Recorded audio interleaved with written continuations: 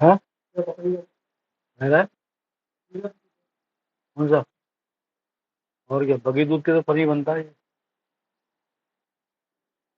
तो उसका है ना, दूध का केमिकल का। लिया तो और बढ़िया, तभी तो कैंसिल होगा, कैसे कैंसिल होगा? अब परिवार में जो है, मैंने इसलिए वीडियो डाली हुई है। देखी नहीं होगी शायद तेने, देख लो शेयर है कोई।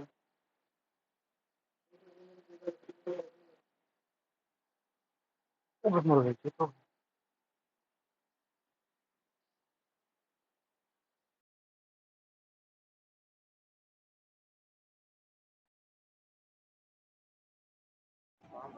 भवात्माया यदा यदा हि धर्मस्य ग्लानिर्भवति भारत अभ्युत्थानधर्मस्य तदात्मानं सृजाम्यहं परित्राणाय साधूनां विनाशाय च दुष्कृतां धर्म संस्थापनार्थाय संभवामि युगे युगे। जन्म कर्म च मे दिव्यम् एवं यो वेत्ति तत्त्वतः त्यक्ता देहं पुनर्जन्म नैति मामेति सोऽर्जुन। वीतराग भया क्रोधा मन्मया मामुपाश्रिता बहु ज्ञान तपसा भूता मदमागता ये था माम प्रपदन्ते तांस्ते भजाम्यहं मम वर्तानुवर्तन्ते मनुष्य का सर्वसाध्य। तो देखो अभी मानस उसकी बात चल रही थी रोग की, कि मुंह जो है सबसे बड़ा रोग है, अर्जुन को रोग हुआ। तो भगवान इन 3 श्लोक जो भगवत गीता के दूसरे अध्याय के 42, 43, 44 श्लोक हैं, इसमें भगवान कहते हैं कामात्माना स्वर्ग परा जन्म कर्म फल प्रदान क्रिया विशेष बहुलाम भोग ऐश्वर्य गति प्रति भोग ऐश्वर्य प्रसक्ता नाम तया अपरिचेतसाम व्यवसायत्मका बुद्धि समाधो न विद्यते। कामना के ऊपर कहते हैं कि जब मनुष्य कामना के उस बस में हो जाता है, कामना ही इसके साथ इतना तादाद कर लेता है, काम रूप हो जाता है, तब उसको कहते हैं उसका फल क्या है? जन्म कर्म फल प्रदान। बार बार जन्म उसको मिलते रहते हैं, जन्म मिलता बार बार, मृत्यु तो जन्म मृत्यु के चक्र में फंस जाता। क्रिया विशेष बहुला, बहुत सी क्रियाएं, बहुत सारे कर्म करता है, क्योंकि भोग और ऐश्वर्य में प्रसक्त हो चुका है, भोग और ऐश्वर्य में पूरी तरह आसक्त हो चुका है, उसका चित्त अपरत हो चुका है। भोग और ऐश्वर्य ने उसके चित्त को संग्रह ने, ऐश्वर्य भोग और संग्रह समझे, भोग और संग्रह ने उसके चित्त को पूरी तरह से अपने अधीन कर दिया। अब चित्त उसके अधीन नहीं है, मनुष्य जो है चित्त के अधीन है, चित्त के वश में हो गया, चूंकि भोग और संग उसका चित्त लगा हुआ है। तो भोग, चूंकि भोग योनि है पशु पक्षी की, स्वर्ग में जो देवता है वही भोग योनि है, अपने पुण्य के अनुसार हमें भोग मिलते हैं। तो वो जो भोग योनि थी, और मनुष्य कर्म योनि है, कर्म करने से उसको निष्काम भाव से कर्म करने से इससे बाहर निकल जाता। तो जो अंतःकरण की शक्ति है, अंतःकरण में जो महत्व है, वो भोग और ऐश्वर्य का हो गया।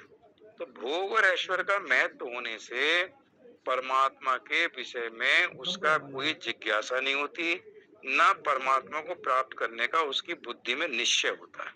जो उसकी बुद्धि में निश्चय है कि मुझे किस तरह से अपनी कामनाओं की पूर्ति हो, मुझे अधिक से अधिक भोग की प्राप्ति हो, अधिक से अधिक पैसा इकट्ठा हो जाए, संग्रह करूं, तो भोग और संग्रह में लगा रहता है। जब अर्जुन पूछते हैं भगवान से कि ये जो मनुष्य है स्वयं ना चाहता है, वो भी किसके बलपूर्वक लगाए हुए की भांति किससे प्रेरित होकर पाप का आचरण करता है, मतलब मनुष्य के अंदर कौन बैठा है जो इसे बलपूर्वक खींचकर पाप में लगा देता है, कौन है ऐसा? तो भगवान कितना बढ़िया कहते हैं, कामेश क्रोधेश रजोगुण समुद्भव, रजोगुण से उत्पन्न जो एक कामना है वो इसको पाप में लगाती है। तो हमारी जो कामनाएं हैं, हमारी जो इच्छाएं हैं, यही हमें पाप में लगाती है। कामनाओं की पूर्ति न होने के बाद क्रोध होता है, और कामना की पूर्ति हो जाए तो उसका लोभ होता है कि ये बनाए रहे, जो मुझे प्राप्त हो गया ये नष्ट ना हो। तो काम ही इसका मूल है, और उसके बाद ही क्रोध और लोभ होते हैं। रामचरित मानस में जब गरुण जी ने काकभुसुंडी से 7 प्रश्न किए, 7 क्वेश्चन किए, एक क्वेश्चन है कि मुझे मानस रोग के बारे में बताइए, अंतिम था 7वां प्रश्न, मानस रोग के बारे में बताइए। अब देखो, जब कहते हैं मोह सकल व्याधिन कर मूल, सारी जो बीमारी हैं, सारे जो रोग हैं, इसका जो मूल है वो मोह है, अज्ञान है। इसलिए कहते हैं अज्ञान की जब तक निवृत्ति नहीं होती, मोह की निवृत्ति नहीं होती, तब तक ना व्यक्ति निर्द्वंद होता है, ना वो सत्य में स्थिति होती है, मतलब कुछ नहीं हो सकता, क्योंकि द्वंद्व में फंसा हुआ, द्वंद्व में मोहित हो जाता। 7वें अध्याय में द्वंद्व में सम्मोह का पूरी तरह से विमूढ़ हो जाता है।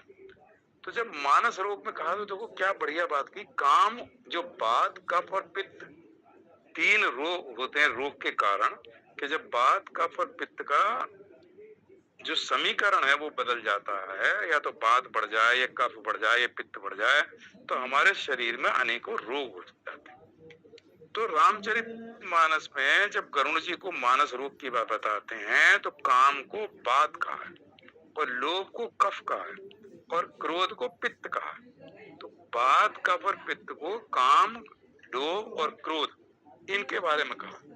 इनको कहते हैं ये जो हैं, इनसे हमारे, देखो ये श्लोक है, हाँ चौपाई है, मोह सकन व्याधिन कर मूला, उत्तरकांड की, तिनते पुनि उपजई बहुसूला। मोहन आत्मन काम में क्रोध लोभ, हाँ तस्मादेतम क्रम तजेत। हाँ, तो इसमें कहते हैं, वो तो गीता में है ना, रामचरितमानस कह रहा था, काम बात कफ लोभ अपारा, क्रोध पित्त निधि छाती जारा।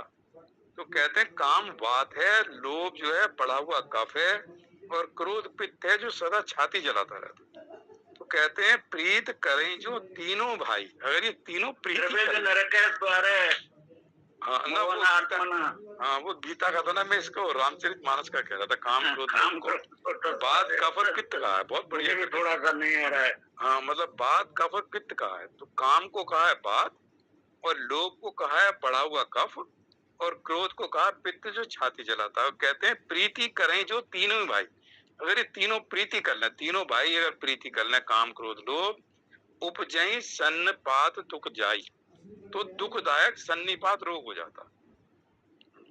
तो क्या देखो, तो काम को बात कहा, ये मैं कह रहा था, यहाँ काम को बात कहा, और भगवत गीता में काम एस क्रोधेश रजगुण समुद्भवा, रजगुण से उत्पन्न होती कामना, और वो कामना को 3रे अध्याय में ये पाप का कारण है, ये मतलब था। जब अर्जुन ने पूछा कि किससे प्रेरित होकर मनुष्य पाप का आचरण करता है, भगवान कहते हैं कामना से प्रेरित होकर मनुष्य पाप का आचरण करता है। तो जो यहाँ कामात्माना कहा है भगवत गीता में, कामात्माना स्वर्ग परा जन्म कर्म फल प्रदान क्रिया विशेष बहुलाम, इसी में पूरा जीवन निकल जाता है। क्रिया विशेष बहुलाम, बहुत सारी क्रियाएं करता है, बहुत कर्म करता है, क्यों? भोग और संग्रह के लिए, भोग ऐश्वर्य गति, और फल क्या है? जन्म कर्म फल प्रदान। जन्म और कर्म, जो जन्म और उसके कर्म फल क्या है? उसका जन्म मृत्यु मिलती रहती। भोग ऐश्वर्य प्रसक्ता नाम तैयार, चित्त उसका पूरी तरह से, भोग और संग्रह उसके चित्त को पूरी तरह से अपहरण कर लेते, मतलब अब उसका बस चित्त में उसका बस नहीं है, चित्त के अधीन है। भोग और संग्रह ने उसके चित्त को पूरी तरह से हर लिया। अंतःकरण की हमारी जितनी शक्ति थी वो सब भोग और संग्रह में लग गई, कामनाओं की पूर्ति में लग गई। कामना क्या है? ये भी कामना है, जो मैं चाहूं वही हो, मेरी इच्छा के अनुकूल होना चाहिए। ये देखो, ये जो बीमारी है बहुत लोगों में होती, मेरे इच्छा अनुसार हो, जो मैं चाहता हूँ वो होना चाहिए, ये भी कामना, ये सबसे बड़ी है। नहीं तो वो दुखी हो जाता, क्रोध आ जाएगा, जैसे मैं कह रहा हूँ ऐसे नहीं किया, तो ये देखो ये भी अपने आप में समस्या है। तो यहाँ भगवान ये कहते हैं, और रामचरितमानस में भी आया, और क्रोध काम क्रोध लोभ को भगवत गीता में भी नरक के द्वार कहा है, इसको त्याग देना चाहिए। और रामचरितमानस में सुंदरकांड में काम क्रोध लोभ मोह, वो जो लोभ है इसको नरक के द्वार कहा। तो रामचरितमानस हो, भगवत गीता हो, भगवत गीता के अलग अलग श्लोक हो, इनमें कामना को, तो कामना कहाँ वास करती है? विषयों में, मन में, बुद्धि में, और मूल कहाँ है? अहम में।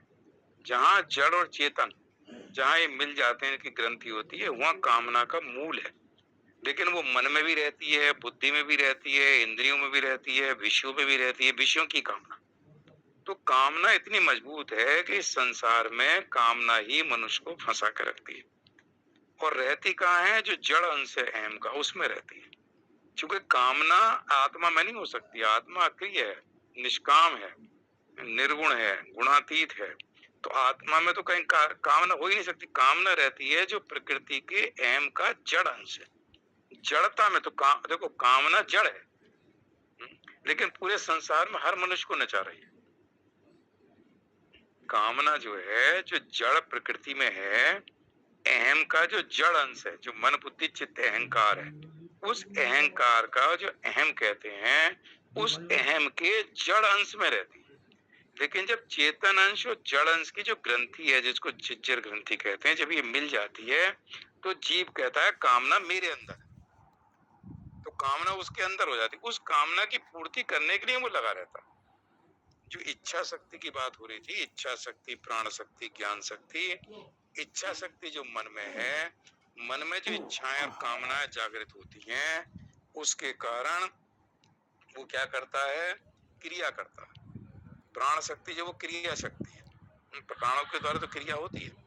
प्राण शक्ति अगर वीक हो जाए तो आदमी से उठा नहीं जाता, कहता 15 दिन से खाया नहीं, अस्पताल में भर्ती हो गया है, तो इसको पकड़ के उठाना पड़ता। प्राण कमजोर होगी, प्राण शक्ति कमजोर होगी, तो वो ज्ञान को भी ढक लेती है। ये भी भगवत गीता में कि कामना जो है वो ज्ञान को, तीसरे अध्याय में है, चौथे में, कि कामना जो है ज्ञान को आवृत कर लेती। तो देखो, कामना ने, इच्छा शक्ति ने ज्ञान शक्ति को आवृत कर लिया, तो केवल शक्ति और प्राण शक्ति काम करती है। तो जो ये कह रहे हैं क्रिया विशेष बहुला भोग ऐश्वर्य गति प्रथम, केवल विशेष बहुत सारी क्रियाएं करता रहता, बहुत सारे कर्म करता रहता, बस इतना ही उसका काम। तो ये मेरा मतलब है कि इसको हम ये समझें कि ये जो इच्छाएं हैं, और बड़ी सूक्ष्म, देखो कामना जो है ना बहुत ही सूक्ष्म है, मतलब इतनी सूक्ष्म है, कई बार जो साधक है उसको भी नहीं पता चलता। वो कहता है नहीं मेरे मन में ये आ रहा है, ये होना चाहिए। अपने मन की चलाना भी एक कामना है। तो किसी भी तरह के जब वो आत्म स्वरूप में उसकी स्थिति हो जाती है तो वो इन चक्रों में नहीं पड़ता।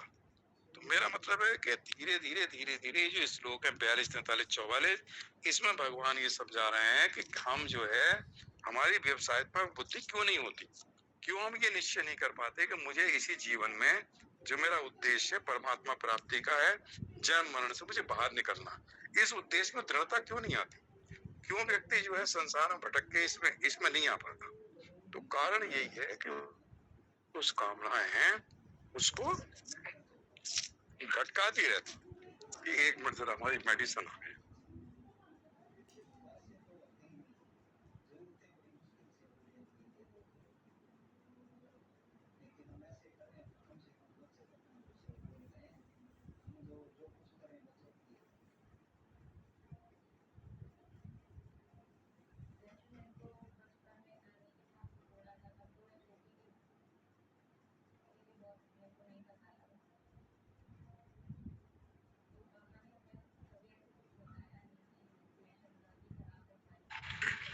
तो ये जो श्लोक भगवान समझा रहे हैं, हाँ बोलो पारिक जी, जितने मेरी मेडिसिन आ गई। आवाज नहीं आ रही थी मेरे, ये ना आवाज, मेरा वो मेडिसिन वाला आ गया। बोलो, बंद कर दीजिए एक मिनट। तो ये श्लोक में कामना के ऊपर बहुत बढ़िया आया, और जितने कामना से रिलेटेड संबंधित श्लोक हैं भगवत गीता के, तो सबके ऊपर थोड़ा चिंतन करना चाहिए। और आसुरी संपदा पर भगवान ने कितना बढ़िया प्रसक्ता, जो आज स्वामी जी भी वर्णन कर रहे थे, मेरी बात हुई थी दिन में, तो उसमें जो कामनाओं में जो प्रसक्त हो जाता है, तो पतंते नरक असुचा, क्या जबरदस्त बोला है, अपवित्र नरक में जाके गिर जाता है। तो देखो, संसार में आए थे उद्धार करने के लिए। देखो, मनुष्य योनि एक ऐसी है जिसमें व्यक्ति अपना उद्धार कर सकता है, जिसको विवेक है। विवेक केवल मनुष्य के अंदर है, और नए कर्म करने में स्वतंत्र है कि मुझे भगवत प्राप्ति करनी है। तो इस इच्छा से, इस कामना से आया इसलिए था, लेकिन इसको छोड़ के बाकी सब कुछ कर दिया। ना भोग साथ गए, ना संग्रह गए। भोग करने से इंद्रियां और शिथिल हो जाती, इंद्रियां शिथिल हो जाती हैं ज्यादा भोग करते रहने से। उसको वो कहते हैं, तो ये कहते हैं कि जो संसार को सच्चा मानता है उसके लिए कर्मयोग शीघ्र सिद्धि देने वाला है, कि कर्मयोग करे। तो अगर संसार के साथ ही बहुत ज्यादा लगा हुआ है तो कर्मयोग के द्वारा संसार से अनासक्त भाव आने लगता है, दूसरों के हित के लिए करता है। तो इसलिए भगवान ने समझा। तो व्यवसायत्मक बुद्धि समाधो न विधि है। इसलिए लोग कहते हैं ना कि वो पता नहीं प्रवचन में क्यों नहीं आता, या स्वाध्याय क्यों नहीं करता, ये क्या कारण है। तो भोग और संग्रह के कारण, कामनाओं के कारण उसकी बुद्धि में निश्चयात्मक बुद्धि ये नहीं होती कि मुझे परमात्मा की प्राप्ति के लिए उसका निश्चय दुख करता तो है, सुबह शाम भगवान का लेता है, लेकिन बाद में पूरे दिन चूंकि इसमें लगा रहता है तो वो मोनोटोनस हो जाता है, मतलब उसमें ठीक से लग नहीं पाता। तो यहाँ भगवान ने क्लियर कर दिया व्यवसायत्मक बुद्धि समाधो न विधि, उसकी एक निश्चय वाली बुद्धि नहीं होती। क्योंकि भोग और काम संग्रह में जब लगेगा तो बहुत सारे निश्चय करने पड़ेंगे कि संग्रह करने के लिए मैं ये करूं, ये करूं, ये दुकान करूं, ये गलत काम भी करूं। सुनना ध्यान देखो तो क्या है कि कामनाओं की पूर्ति के लिए सिर्फ मतलब गलत तरीकों से धन का इकट्ठा करता है, धन का संचय करता है गलत तरीकों से, बेईमानी करेगा, झूठ बोलेगा, और उससे उसके जो पाप हैं वो बढ़ते चले जाते हैं। जब पाप बढ़ते हैं तो अंतःकरण में बहुत ज्यादा मलिनता आ जाती है, अंतःकरण में मलिनता आ जाती है, उसी में फिर वो वैसी वासनाएं संस्कार बनने लगते हैं, फिर वैसे कर्म करता है, मतलब उस ट्रैप पे इतना फंस जाता है फिर वहां से नहीं निकलता। और जब बहुत ज्यादा अशुद्धि हो जाती है तब नरक में जाकर उसकी शुद्धि होती है। क्योंकि नरक में क्या होता है, जैसे पहले बात होती थी, कपड़ा जब बहुत ज्यादा गंदा हो जाता, हल्का गंदा होता, घर में धो लेते, जब बहुत ज्यादा गंदा होता ड्राई क्लीन पे भेजते हैं, पर ड्राई क्लीन में उसको मशीन में लगा के उसमें केमिकल लगा के तब उस कपड़े को साफ करते हैं। तो जैसे बहुत गंदगी दूर करने के लिए ड्राई क्लीन में कपड़ा भेजते हैं, ऐसे जब बहुत ज्यादा पाप बहुत ज्यादा हो जाते हैं, अंतःकरण में इतनी मलिनता हो जाती है कि उसको मनुष्य जन्म अभी नहीं मिल सकता, थोड़ी उसके जो पाप हैं वो क्षय करने पड़ेंगे, मतलब ऐसे पाप हैं बहुत ही जघन्य पाप, तब उसको नरक में भेज के उसकी शुद्धि की जाती और फिर उसको किसी योनि में भेजते हैं। तो नरक भी शुद्धि के लिए है कि मतलब इतने ज्यादा उसने पाप कर चुका है, इतनी ज्यादा मलिनता हो चुकी, तब के पशु पक्षी योनि में भी भोग की भी समाप्ति नहीं हो सकती, इतने कठोर पाप है। तो वो मनुष्य नहीं समझ पाता कि मैं आया किस लिए था और क्या करके ले गया, मतलब जितने लेके आया तो उससे ज्यादा बढ़ा के वापिस जा रहे हो। तो इन पर थोड़ा सा भगवद गीता में थोड़ा चिंतन करते रहना चाहिए। ओम पूर्णमदः पूर्णमिदं पूर्णात् पूर्णमुदच्यते पूर्णस्य पूर्णमादाय पूर्णमेवावशिष्यते। ओम शांति शांति शांति। श्री कृष्ण अर्पणमस्तु। हरि ओम तत्सत। हरि ओम। जय श्री कृष्ण। हाँ जी।